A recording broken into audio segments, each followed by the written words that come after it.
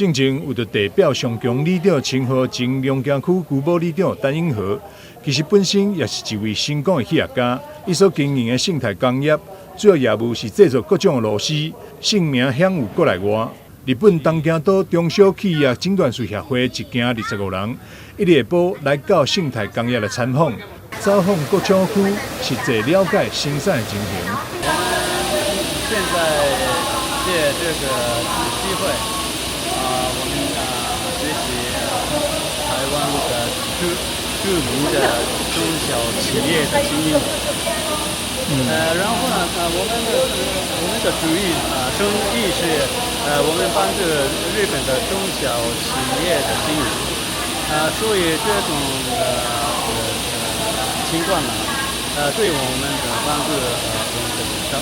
中小企業在日本許多影響很好學習的方面很多事情。台灣進以這個半導體，大家攏在注意，那個 AI 智慧自動化的設備，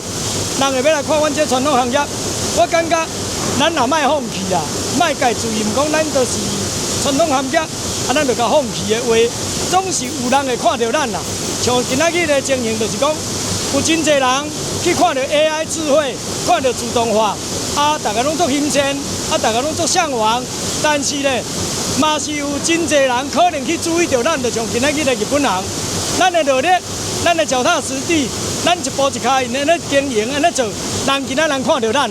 市長王偉特也特別高調歡迎東京都診斷師協會蒞臨台南，除了借此展現台南成為全球製作鏈當中的技術硬實力，也無袂記咧行銷台南，用水果來做外交。生態企業是中小企業的表率。那日本的企業診斷應該可以了解台灣的中小企業的生命力跟它的韌性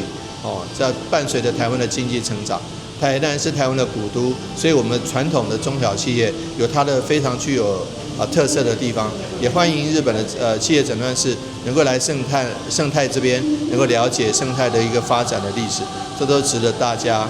可以互相交流的地方。日本診斷師協會實際行入去廠區，見證台灣企業輪升甲拼競，